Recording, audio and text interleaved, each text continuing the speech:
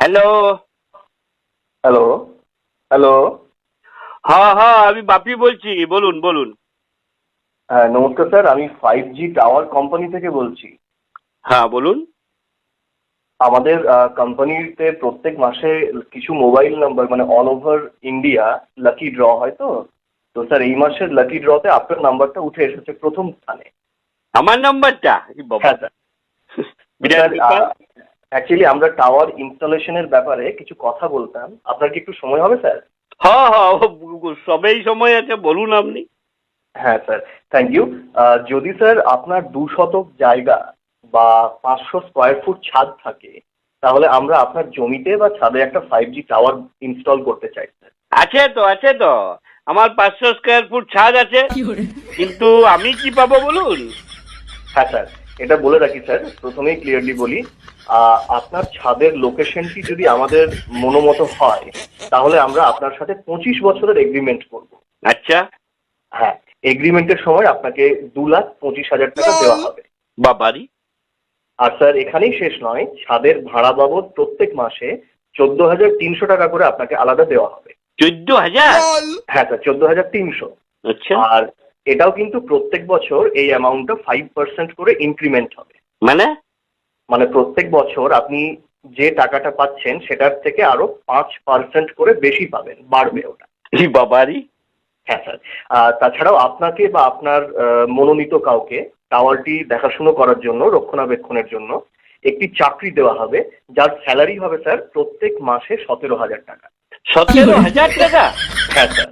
এই চাকরিটা আমি করবো, কিন্তু এই কবে টাওয়ারটা বসাবেন বলুন? ই বাবারি, তো বিরাট ব্যাপার। না স্যার, মানে এত তাড়াতাড়ি করলে তো হবে না স্যার। এটা আমাদের অফিসিয়াল কিছু ওয়ার্কের ফর্মালিটি, কিছু প্রসিডিওর আছে। মানে প্রথমে আমাদের প্রতিনিধি গিয়ে আপনার ছাদের জিও ট্র্যাকিং করবে, কাগজপত্র অ্যাপ্রুভেলের জন্য, তারপর আমাদের মুম্বাই অফিসে পাঠাবে। অ্যাপ্রুভ হলে তবেই এগ্রিমেন্ট হবে। ও, আপনার আচ্ছা স্যার, আপনার বাড়ির 500 মিটার এরিয়ার মধ্যে কোনো 5G টাওয়ার নেই তো স্যার? দূর দূর।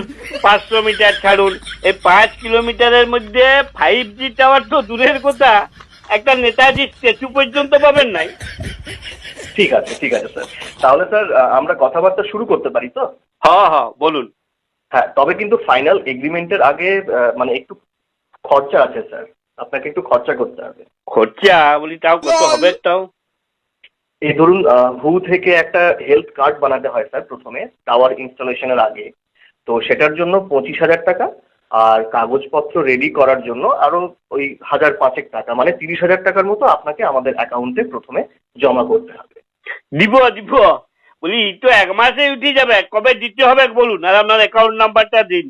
বলি দরকার হলে বউয়ের একখান গয়না বিচি দিব। বাহ, আপনি তো বেশ বুদ্ধিমান মানুষ স্যার।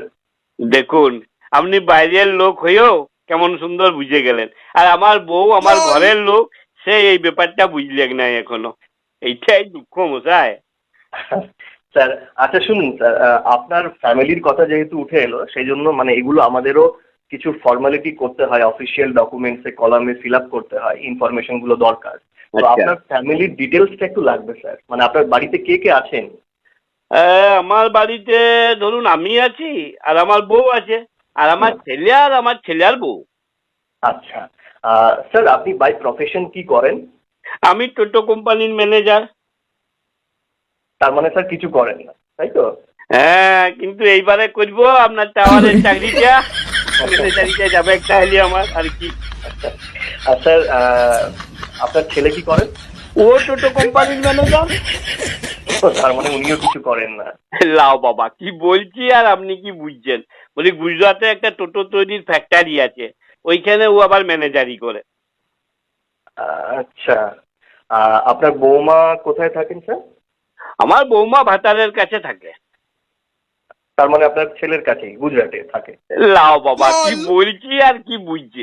বলি বর্ধমান জেলাতে ভাতার বলে একটা জায়গা আছে, ওই তার কাছে একটা গ্রামে আমার বৌমার বাপের বাড়ি আর কি। ওইখানেও আইসিডিএস করে। ও আচ্ছা। আচ্ছা স্যার, আপনার মিসেস কোথায় থাকেন? ও ভাতারের কাছেই থাকে। তার মানে আপনার বৌমার কাছেই থাকেন। লাও বাবা, কি বলছি আর কি বুঝছেন আপনি। বলি আমার বউ আমার কাছেই থাকে, বলি আমি তো আমার বউয়ের ভাতার নাকি। বাপরে। আচ্ছা ঠিক আছে ঠিক আছে স্যার, বলছি স্যার আমাদের প্রতিনিধি খুব শীঘ্রই আপনার বাড়িটা সার্ভে করার জন্য যাবে, তো আপনার ছাদটা অ্যাপ্রুভ হয়ে গেলেই কিন্তু আপনাকে টাকাটা আমাদের অ্যাকাউন্টে জমা করে দিতে হবে। ওটা আপনি মানে যত তাড়াতাড়ি করবেন আমরা প্রসিড তত তাড়াতাড়ি করতে পারবো আর কি, কাজটাই করবে। করে দেবো, একদম চিন্তা করবেন নাই। আপনি তাড়াতাড়ি ওই ব্যাপারগুলা করুন আর আপনি আপনার অ্যাকাউন্ট নাম্বারটা পাঠান। হুম, হুম। আর তবে কিন্তু একটা কথা বলে দিচ্ছি শুনুন, হ্যাঁ স্যার। মানে আমার বউকে কিন্তু নিউমোনিয়া করে দিতে হবে। নিউমোনিয়া? নিউমোনিয়া? ওই কোর্ট কাগজে লিখে দিতে হবে আর কি, যে আমার অবর্তমানে আমার বউ আর কি ওই ছাদের ভাড়াটা, তারপরে আপনার ওই চাকরিটা যেমন পায় সেটা কিন্তু ভালো করে পাকাপাকি লিখে দিতে হবে। ও নমিনি স্যার, ওটা নমিনি বলে। আচ্ছা সেসব হয়ে যাবে, কোনো অসুবিধা নেই স্যার, সেসব হয়ে যাবে। তবে স্যার একটা কথা ছিল আর কি, মানে ওই আমার ঘরের ছাদটা মানে টালির ছাদ আর কি, মানে তাতে কিছু অসুবিধা হবে না তো? হ্যাঁ?